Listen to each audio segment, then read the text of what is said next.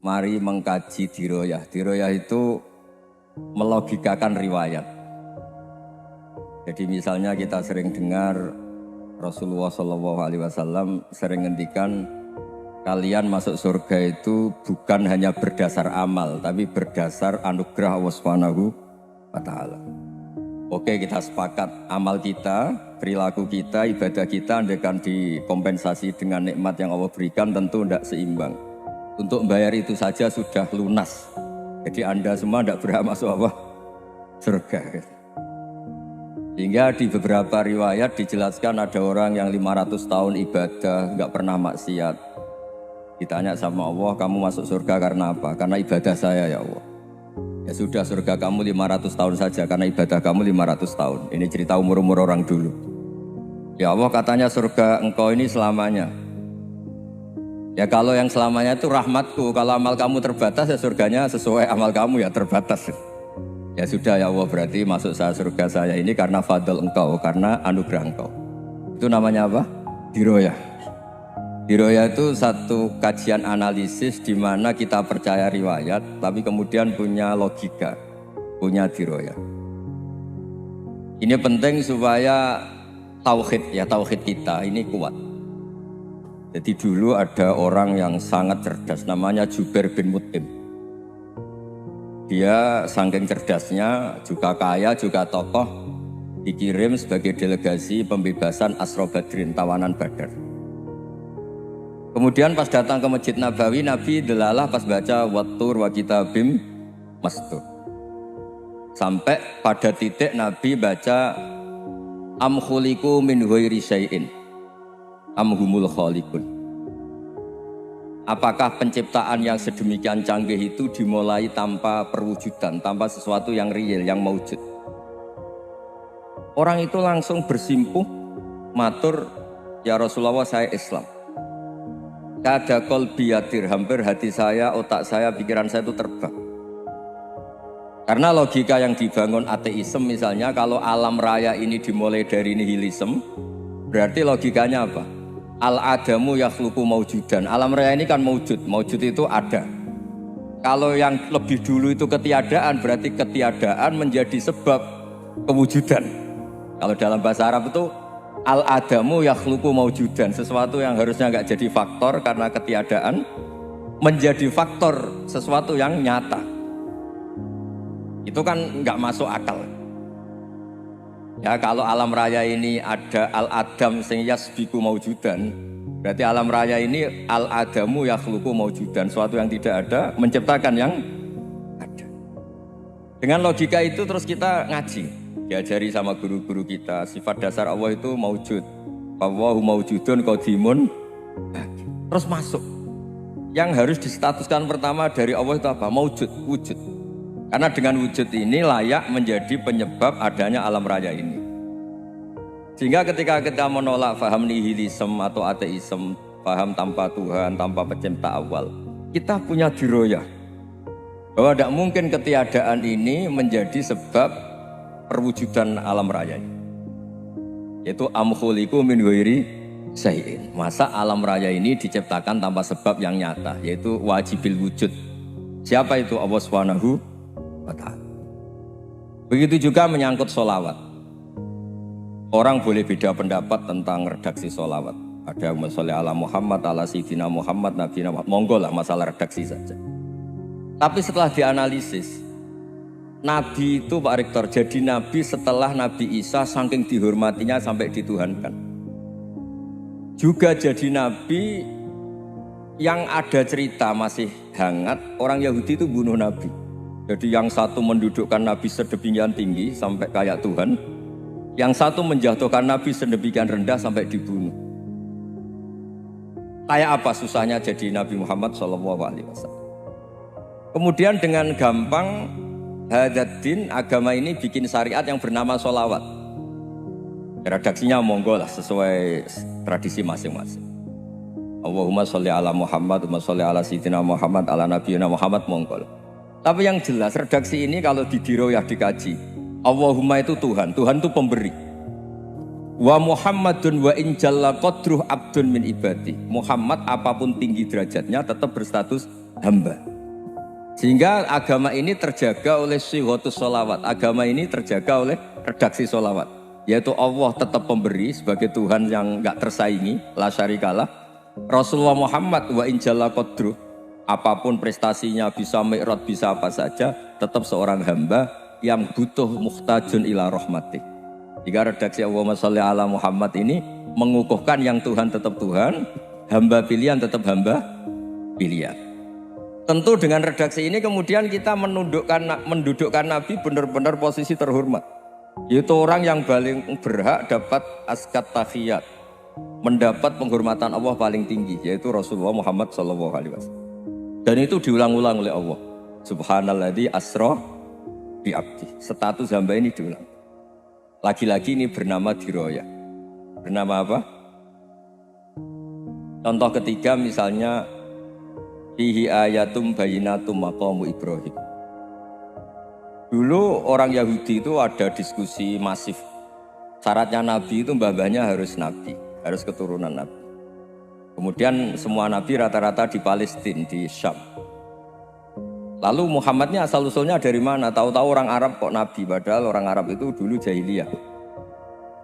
Alhasil terus diceritakan bukti Muhammad ini turunan Ibrahim adalah ada jejak kaki Nabi Ibrahim di dekat apa? Ka'bah. Fihi ayatum bayinatum maqamu Ibrahim. Kalau Nabi Ibrahim pernah di Mekah, artinya beliau pernah meninggalkan turunan yang di Mekah.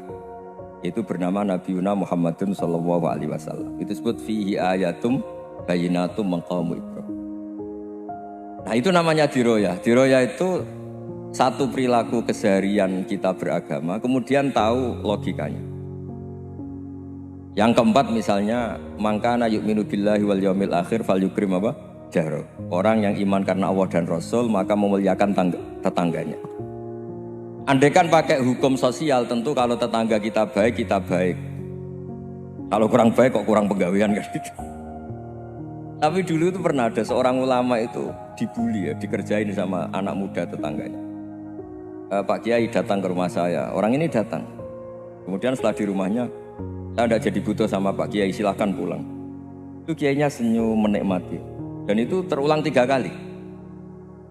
Dibully seperti itu, dikerjain terulang 3 kali. Lalu tetap Kiainya tuh asik, seneng sekali. Lama-lama muda ini tanya, kenapa engkau tidak tersinggung? Padahal saya kerjain sampai 3 kali, tak undang, terus tak suruh pulang, tak undang, tak suruh pulang. Kata Kiai tadi, yang memerintahkan baik sama tetangga itu Allah. Jadi saya nikmati ketika bisa baik sama Anda. Tidak ada urusannya dengan perilaku Anda yang menolak saya. Nah itu terus kita tahu, memang motifnya kita baik sama tetangga karena iman sama Allah dan Rasul, bukan hukum kompensasi sosial. Jadi kalau mau diteruskan Pak Rektor, saya ngajar di sini ya karena perintah Allah, itu orang alim harus ngajar, bukan karena perintah Rektor. Kalau diteruskan. Ya saya mohon juga gitu, para dosen, para karyawan di sini, kalau nggak khianat dengan UI itu karena takut sama Allah, jangan takut sama Rektor. Kalau Anda baik juga karena Allah, jangan baik karena apa? Rektor. Bagaimanapun ya semua kita ini makhluk. Makhluk itu la yadurru wa la yanfa. Begitu juga melihat Indonesia. Melihat saya ini kan ikut di UI itu lama sekali, ikut sama Profesor Zeni, dari Profesor Zeni nulis tafsir. Mungkin Pak Harsoyo tahu banyak, dulu Pak Lutfi tahu banyak. Tapi saya memang nggak pernah terbuka karena ya memang nggak ingin. Kondisi ini kondisi darurat. Sehingga saya tahu cara berpikir Profesor Zeni, ya tahu komitmen beliau pada UI. Dan pendiri UI memang ya banyak yang dari tokoh NU, Muhammadiyah, dari tokoh-tokoh ormas yang lain memang didirikan banyak orang. Hingga UI memang nggak milik ormas apa tertentu. Dari satu sisi memang baik, nggak dikuasai ormas tertentu. Tapi nanti kalau keterusan ya nggak berbentuk. Ya sudahlah dikelola saja. Sambil-sambil jelas, sambil-sambil kadang nggak jelas. Yang penting ikhlas tadi. Karena kalau terlalu asobia itu jadi repot. Kita ini yang nekuni fikih itu tahu. Kalau nggak kuno itu madzhabnya Hanafi. Kuno itu madzhabnya Syafi'i. Tahu-tahu seakan-akan Imam Syafi'i itu NU, Imam Abu Hanifah itu Muhammadiyah. Padahal ini orang-orang yang sebelum NU dan apa? Muhammadiyah. Jadi kalau kita yang nekuni ilmu itu biasa saja dengan perbedaan.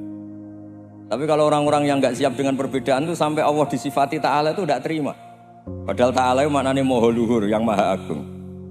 Jadi ada seorang kiai kebetulan pidato pertama Pak Rektor. Assalamualaikum warahmatullahi ta'ala wabarakatuh. Ilmu balik kedua ini nggak terima karena itu dianggap bid'ah ada ta'ala. Hanya dia bilang Assalamualaikum warahmatullahi ta'ala wabarakatuh.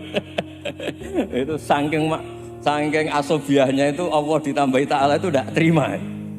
Padahal ta'ala itu maknanya maha agung. Nah itu kan jadi repot kalau asobiah gitu. Kalau kita ngadepi perbedaan itu biasa saja. Karena kita mungkin bacanya banyak, lihat hal-hal seperti itu ya biasa saja. Karena dulu itu perbedaan itu urusan sudut pandang. Ya saya ulang lagi, perbedaan itu sudut. Allah yang Tuhan saja sering didebat sama nabi-nabinya. Karena urusan sudut pandang apa? Saya beri contoh ya. Suatu saat Khalilur Rahman Ibrahim itu saatnya meninggal sama Allah, Israel disuruh. Israel itu Ibrahim saatnya meninggal, ambil nyawanya. Lah datang ke Ibrahim, ya Khalilur Rahman Ibrahim, saya disuruh nyabut nyawa Anda. Itu Israel dipaksa mikir sama Ibrahim. Hal ra'aita khalilan yumitu khalilah. Kamu tahu orang yang mencintai kemudian bunuh yang dicintai. Itu logika agak benar.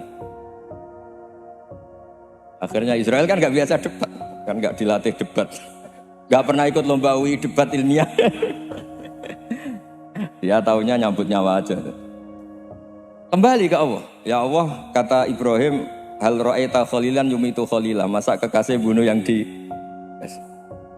dicintai ya. Tapi kata Allah santai. Bilang ke Ibrahim, hal ra'aita habiban yakrahu ayyalqa habibah. Masa katanya dia cinta saya, kemudian ketemu saya tidak berani. Israel mater lagi. Logikanya gini Ibrahim, masa yang dicintai sama yang ketemu yang dicintai nggak berani. Ya udah ketemu aja. Katanya yang meninggal itu. Artinya kamu bisa saja GR tidak mati-mati karena merasa dicintai, atau ingin mati karena mencintai. Nah maksud saya, dalam hal-hal seperti ini orang UI pasti gak jelas. Katanya cinta Allah suruh mati ya gak mau. Gak jelas kan? Dibilang gak cinta juga gak mau. Tapi dibilang cinta kalau ukurannya mati juga gak. Nah, tapi dalam banyak hal gak jelas itu penting Pak. Penting sekali. Buatan buyan, saya beri contoh sekian ilmiah, gak jelas itu penting. Rasulullah SAW itu dalam banyak hal itu disuruh Allah, memang disuruh supaya ngambil sikap seperti itu. Karena Allah itu punya otoritas penuh untuk bikin orang itu baik atau tidak baik. Wahsy itu yang membunuh Sayyid Hamzah, orang paling dicintai Nabi di antara yang dicintai Nabi. Qatalahu Wahsyun, dibunuh oleh Wahsy. Nabi secara basarnya itu nggak suka sama Wahsy. Sampai cara lahir ya ingin corong Jawa ingin masuk nol. Tapi apa kata Allah? Laisa laka minal amri syai'un aw yatuba alaihim aw yu'adzibah. Itu tidak wilayah kamu Muhammad. Malah Wahsy dikasih tobat sama Allah. Khalid bin Walid. Itu perang Uhud kalah itu karena ide brilian Khalid bin Walid. Pas itu masih panglima kafir. Yaitu pura-pura kalah, ghanimah dilepas, sahabat turun, pasukannya naik, walhasil orang Islam kalah. Khalid bin Walid akhirnya juga masuk Islam. Orang yang secara basariah Nabi itu gak siap. Kebalikannya juga ada. Sa'labah itu orang sampai gelar hamamatul masjid. Ini pas ngaji mesti ingat salam. Dia di masjid terus. Setiap habis salam tuh lari karena istrinya nyuwun sewu masih berpakaian yang tidak pantas. Kenapa engkau terburu-buru pulang? Pakaian yang dipakai istri saya sekarang saya pakai. Ya pakaian sarung itu kayak Pak Rektor kan fleksibel. Ini khusus mau Ramadan, tidak akan sarungan terus, gak usah khawatir. Jadi ini tadi sudah perjanjian, saya yang kiai celananan, beliau yang rektor pakai sarung. Jadi iya. Supaya itu barter madhab. Tapi hanya sekali ini aja, bukan. Jadi jangan diharapkan ini jadi tontonan terus-menerus. Dan ini barter madhab. Saya sama Profesor Kores juga sering gitu. Saya pakai sarung yang dihadiahi beliau, beliau pakai sarung yang dihadiahi saya.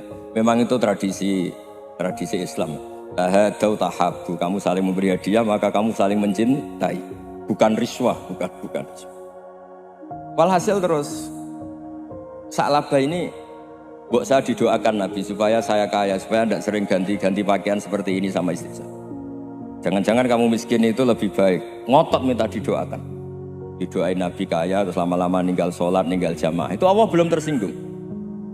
Yang mulai Allah tersinggung itu kan saya sering fatwa di mana-mana, sering memberi saran. Mumpung kamu miskin itu sering sedekah. Karena kalau sudah kaya itu tidak bisa. Saya memberi analogi gini.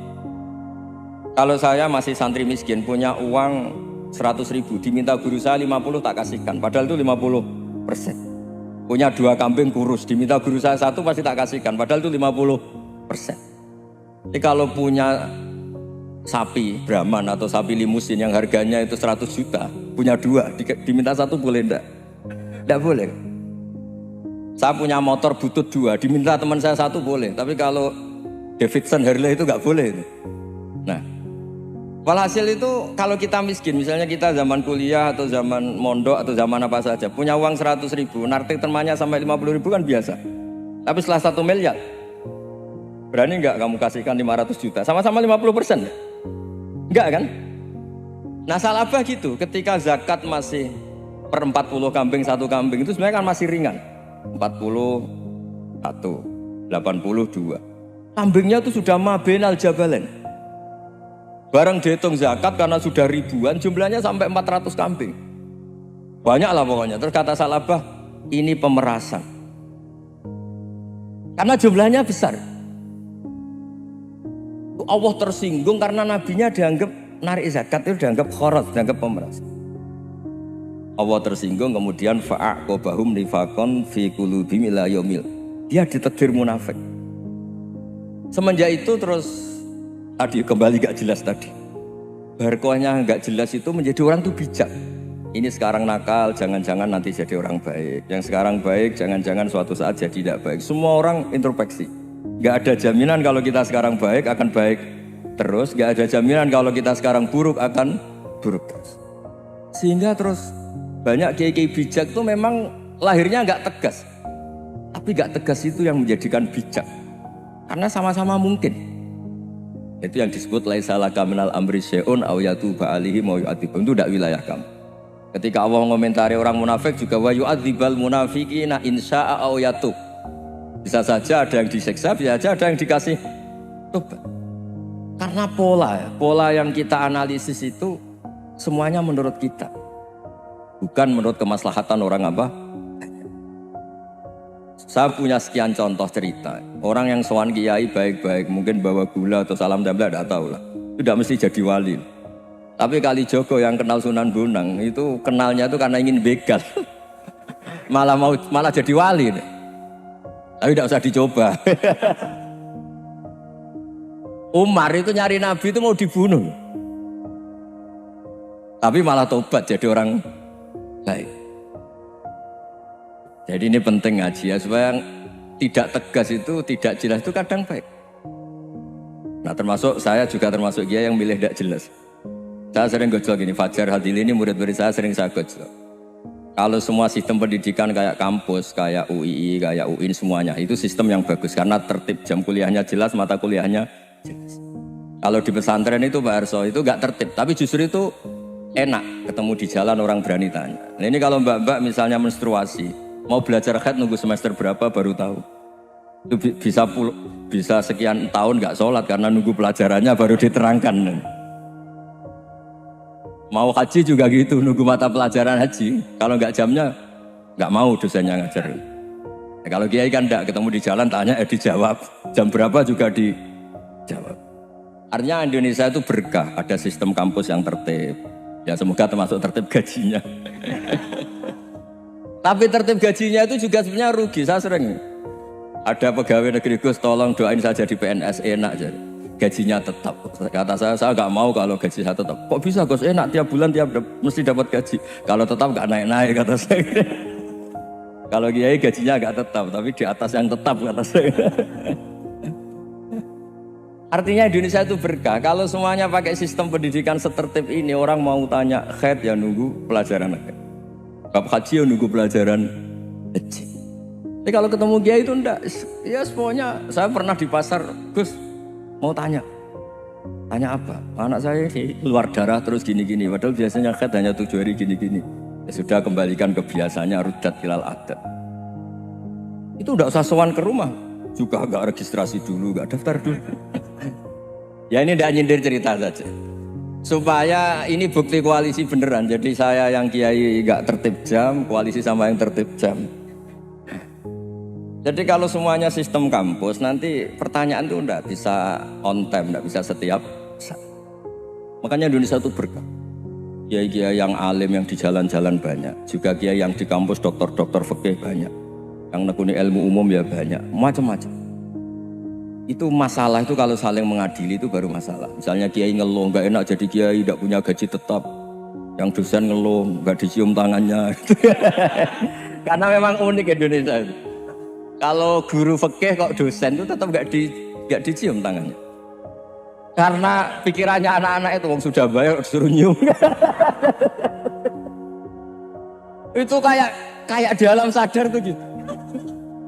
Kalau kiai itu kan anak-anak enggak bayar itu. Ya upahnya cium tangan itu. Makanya kalau kiai-kiai tidak keramat bisa mati karena cium tangannya doang bisa mati itu kiainya. Ya ini cerita supaya saling menghormati saling. Jadi kalau makanya itu pakar-pakar akhlak ya, pakar-pakar etika peradaban. Itu tertampar betul ketika Nabi urusan ilmu itu mengabaikan itu kalau sudah urusan ilmu. Misalnya begini, ada urusan ilmu, ada mbak-mbak cantik atau ibu-ibu cantik. Itu dalam Islam itu diajarkan jangan sopan-sopan banget.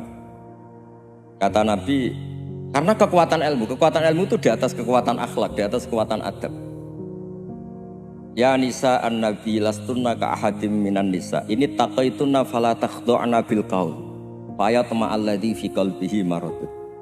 Misalnya ada mbak-mbak cantik, menarik, kemudian sopan misalnya sama Pak Fajarin sama dosen-dosen. Monggo binara. Wah itu bahaya pikirannya kemana-mana itu. Orang yang imannya pas-pasan, berarti mau. Maksud saya kalau cantik, menarik ketemu di jalan biarin aja dosennya mau kemana biarin aja. Gak usah dihormatin. Kalau dihormatin, Pak mau kemana sadarian mau bisa bahaya ya. Gak biarin aja. Kalau tanya, Dek ini alamatnya mana? Cari sendiri Pak. Karena hanya dengan cara itu si Pak dosen ini gak kepikiran. Gak ada orang suka orang kedus itu gak akan. Tinggal sudah cantik, sopan. Wah bisa pikirannya macam-macam. Itu ilmu. Fala takhdu'na bil qaul. Kamu jangan terlalu lirih kalau ngomong. Fayatma alladzi fi qalbi maradun. Orang yang pikirannya masih kotor pasti berpikir yang negatif. Anda mungkin demi sopan sama dosen Anda. Tapi sejauh mana dosen Anda juga berpikir positif. Itu kan uji iman sama uji nyali. Nah, sama pejabat yang sopan sama kiai mungkin punya Alphard, punya Robicon, punya terus bawa uang banyak. Terus sama kiai cium tangan hormat. Jangan-jangan kiainya yang pikirannya macam-macam. Ini berarti bisa jadi muhibbin potensial misalnya. Nah, saya ini termasuk kiai yang pengagum ilmu. Sehingga saya sama orang yang medit, yang kikir sama saya itu saya senangnya bukan main. Kenapa? Karena kalau orang medit itu gak berhak nuntut. Tapi kalau orang lomo 1 juta minta surga, 2 juta ya minta apa? Surga. Gus salam template 200.000 aja kadang minta surga. Tapi kalau yang kikir-kikir ya sudah salaman tok sudah, gak minta apa-apa kan dia tahu diri, nggak bayar kok minta. Maksud saya Islam itu luas, dinikmati saja, Pak. Dinikmati saja. Nah itu diroya, maksudnya itu diroya. Diroya itu kamu tahu aturan Islam itu kamu harus yakin khairihi wa syarrihi minallah. Semua itu ujian, tapi kemudian dikaji. Makanya saya ini termasuk pengagum Imam Syafi'i. Imam Syafi'i itu dikasih tahu. Ada orang yang di depan engkau cium tangan hormat tuh di luar ngomong-ngomong, ngata-ngatain Anda. Imam Syafi'i tertawa-tawa sowan. Ada ini dikata-katain di luar kok enggak kamu anggap munafik malah tertawa. Berarti saya wibawa, di depan saya enggak berani. Dianggap enteng saja. Dibilangin, sebagian orang kampung sini enggak suka sama engkau. Baguslah, enggak akan lu pinjem uang sama saya. Di mana-mana orang pinjem minta tolong itu karena seneng. Kalau benci kan enggak. Intinya dianggap enteng saja. Yang terjadi di dunia itu semuanya dianggap enteng saja. Man asa ilaika faqat atlaqaka. Yang berburuk sama kamu itu membebaskan kamu.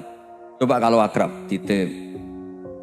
Ya misalnya akrab sama Pak Fajar, bilangkan ke Pak Rektor, sangkat tuh jadi guru tetap atau apa kan ribet. Kalau tidak cocok kan nggak minta apa-apa. Makanya hati-hati Pak Rektor sama yang akrab-akrab itu. Itu dulu saya juga nggak paham. Di antara wasiat Bapak yang sering diulang-ulang tuh itu. Suatu saat kamu jadi kiai, ngelola orang nggak seneng tuh gampang. Sudah, situ orang lain. Tapi kalau ngelola orang nggak orang seneng tuh repot. Mintanya aneh-aneh. 100.000 aja minta surga. Hanya teman tenis saja minta naik jabatan. Intinya itu ya sudahlah dikelola. Yang seneng ya berkah, mungkin teman berjuang, teman diskusi. Yang nggak seneng ya berkah, karena ini tidak minta macam-macam, enggak seneng. Nah itu namanya diroya. Diroya itu satu kajian keilmuan yang menjadikan kita ini nyaman dengan riwayat-riwayat, panduan-panduan dari Rasulullah Shallallahu Alaihi Wasallam kayak tadi. Kenapa sih tentang baik sama tetangga, baik sama tamu? Hitung-hitungannya itu mangkana yu'minu billahi wal yaumil. Saya pernah dicium sama orang miskin yang akut miskin betul. Itu tak ajarin Anda ini lebih hebat ketimbang orang-orang kaya. Misalnya gini. Misalnya ada komunitas rektor atau kiai besar. Saya ini kata orang banyak termasuk kiai besar. Mungkin kalau pinjam uang itu karena mau beli mobil, aksesoris mobil, karena kita kiai top atau rektor atau orang-orang top. Kalau sesama orang miskin itu pinjem-pinjemannya itu urusan beras, itu urusan nyawa. Keren mana? Menyelamatkan nyawa sama aksesoris mobil. Nyawa. Jadi pahala kamu pasti lebih besar. Itu senengnya jadi orang miskin terus keterusan sampai sekarang. Itu, lo coba kalau menteri sama menteri, rektor sama rektor, kira-kira pinjamannya apa Pak Arso? Kan kalau mau beli mobil atau mau umroh VIP, pokoknya yang keren-keren. Kalau orang miskin pinjam karena apa? Makan kan, beras kan. Makanya kalau yang sedang miskin monggo lah, kalau ingin teruskan. Maksud saya Islam itu seenak itu, Islam itu segampang itu. Sudahlah yang sedang miskin ya keren. Karena sekali sosial itu urusannya apa? Nyawa. Tapi kalau miskin semua ya Indonesia bisa tutup kan. Ya sudah yang kaya-kaya itu saya menyelamatkan Indonesia karena bayar pajak yang menjadikan Indonesia berjalan. Tapi ya dipakai yang benar. Nah begitu seterusnya. Ada kiai miskin cerita ke kita. Terus enak jenengan alim, terus punya santri banyak, bisa ngajar di mana-mana. Saya bilang hebat kamu. Dia hidup di daerah tertinggal. Itu yang diajarkan kan hanya tauhid. Kan nggak mungkin desa tertinggal baca fikih perbandingan madhab. Kan nggak mungkin. Kalau yang kayak Pak Fajar, Pak Sadali kan nggak mungkin. Fikih perbandingan apa? Madhab. Menyorot madhab dunia. Kayak engkek itu kan nggak mungkin. Tapi pertanyaannya, yang menyelamatkan masuk surga itu tauhid apa perbandingan madhab? Tauhid. Ini hanya mengajarkan fardu kifayah, sunat-sunat. Ini Anda mengajarkan fardu ain. Surganya dulu kamu. Oh terus senangnya jadi kayak gitu. Karena yang diajarkan apa? Tauhid. Sementara kita yang gaya-gaya ini ajarkan perbandingan apa? Ada studi banding ke Al-Azhar kemana-mana. Ini enggak tauhid. Dari orang nyembah pohon jadi nyembah Allah Ta'ala. Keren enggak? Keren. Jadi terus kayak gitu sama saya senangnya bukan karena tak bela. Tapi ada yang agak kurang ajar tanya saya. Kalau itu hebat kenapa Gus gak mau jadi kayak gitu? Waduh. Wah ya repot kalau pertanyaan. Terus tak jawab, kalau saya jadi kayak gitu, kamu ngangsu ilmu dari mana coba? Ya dari jenengan, ya kalau sama gobloknya gak bisa. Ya sudah Gus aja yang jadi kayak besar. Maksud saya, ya sudahlah kita begini seperti yang saya ajarkan di sini, saya sarankan supaya orang itu tahu. Ini namanya diroyah, apa? Makanya kata Imam Ghazali itu kalau kamu ingin sopan gampang melihat anak kecil, wa aqallu minni dzamban, dia dosanya lebih kecil. Karena masih kecil kan, tentu secara dosa enggak banyak. Kalau melihat orang yang tua, wa aktsaru minni ibadatan, dia tentu ibadahnya lebih banyak karena umurnya lebih banyak. Sehingga terus semua orang lain tuh di depan kita itu hebat. Ya semua orang lain sama misalnya Pak ini rektor, Fathul Wahid rektor. Tanggung jawabnya lebih banyak, berarti pahalanya lebih banyak. Tapi sama, ketika melihat Nyon Sewu, melihat pegawainya yang secara lahir di bawahnya, ini tanggung jawabnya nggak banyak, pasti salahnya juga enggak. Itu yang diajarkan Rasulullah SAW, sehingga enak. Tapi kalau kita melihat orang lain selalu salahnya, itu pecundang. Allah saja tidak seperti itu kan, amal baik ya ada khairan, amal buruk ya ada saron, semuanya dilihat oleh Allah Subhanahu wa Ta'ala. Saya tuh punya teman Gus, agak beling, agak seenaknya. Dulu miskin. Wah itu seenaknya betul. Kayak kenal Tuhan. Tak tanya, kenapa kamu seenaknya? 1 bulan tuh labanya bisa 200 juta sampai 500 sampai 1 miliar. Saya itu Gus, setelah duha itu perkembangannya bagus. Duha, sholat duha itu. Saya pernah miskin kan kata apa? Ingka dari rezeki fisama apa? Wa ingkana qalilan ya kalau fisama fa'anzilhu terus wa ingkana qalilan fakasirhu kalau sedikit perbanyak. Ini trennya sudah benar semua. Nah, wa ingkana apa ya, haroman fatohiru kalau haram yang kau sucikan. Makanya saya seenaknya kalau qalilan sudah fakasiru paling trennya yang enggak benar juga fatohiru kata Mas. Dia yakin kalau yang enggak benar-benar sudah disucikan Allah karena yang lain-lain sudah dari miskin sudah kaya, qalilan sudah fakasiru, paling yang haroman juga sudah fatohiru gitu. Tak tanya, lah kamu kok tahu? Polanya sudah ada Gus, karena sang qalilan kamu sembrono sama Tuhan kok begitu kan? Tapi apapun itu seneng saya. Seneng saya sering salah teh, makanya saya mohon yang sekarang miskin, sedang miskin itu ya ndak usah nyesal banget-banget. Kalau ingin kaya monggo lah, namanya orang juga ingin. Ya, tapi Anda harus bangga. Sosial antar kalian adalah urusan nyawa dan itu pahalanya luar biasa. Supaya kita, nah yang kaya-kaya juga boleh GR lah karena pembayar pajak. Dan itu bisa menyelamatkan apa? Indonesia Raya. Begitu seterusnya. Itu yang diajarkan Nabi, antawadhu hatta la yabghiya ahadun ala ahadin. Kamu semua harus tawadhu sehingga antar kalian tidak saling tidak sopan, tidak saling liar, tidak saling mendolimi. Termasuk tadi sikap gak jelas tadi. Orang dolim yang sekarang dolim bisa saja tobat, yang sekarang soleh bisa saja nanti. Semuanya tuh mungkin. Kita diajari ya muqallibal qulub tsabbit qalbi ala dini. Jadi keliru kalau kita dalam banyak hal harus tegas, gak mesti. Al halalu bayyinun wal haramu bayyinun. Tapi ada wa bainahuma umurun mustabihat. Ada yang wilayahnya itu abu-abu. Misalnya ada perempuan cantik misalnya, contoh paling gampang. Kalau kamu ajari secara serius kamu bisa saja tergoda jadi fitnah. Jadi kalau orang soleh gak berani ngajarin kemudian digunakan orang fasik malah menjadi orang nakal, kita juga tanggung jawab. Kamu mau tegas gimana? Wilayahnya sama-sama mungkin. Wilayahnya sama-sama mungkin. Yang dekat pejabat mungkin terkontaminasi KKN. Tapi kalau pejabat gak dekati orang soleh, punya perilaku yang gak soleh, yang repot juga Indonesia kan. Nah hal-hal seperti itu kita tidak perlu ngambil sikap. Maksudnya gak usah ngambil sikap, ya kita buktikan kalau milih satu madzhab, kita buktikan semuanya lebih baik, semuanya lebih bermanfaat, semuanya lebih berperadaban. Karena gak bisa dihindari wa bainahuma. Termasuk nyuwun sewu, saya mohon maaf sama mulai Pak Harso, Pak Lutfi sampai Pak Fathul Wahid. Saya ini termasuk kiai yang gak suka dekat sama orang-orang top, bukan karena hasud. Memang konstitusi kiai harus gitu, la tamuddanna ainaika.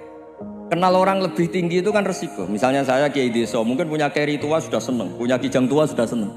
Gara-gara kenal Pak Wahid naik Camry, waduh kok saya kalah itu. Kenal orang itu kan resiko.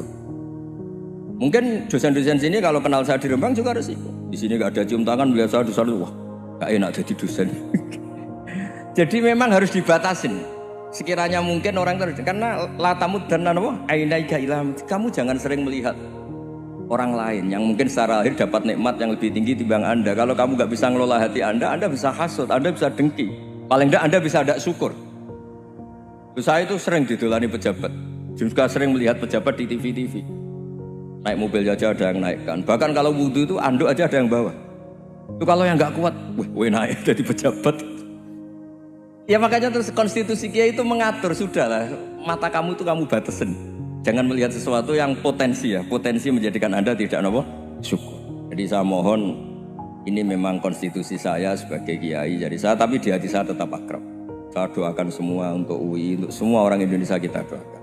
Kita ingin semuanya tambah baik, tambah. Oke, ngoten mawon. Assalamualaikum warahmatullahi wabarakatuh.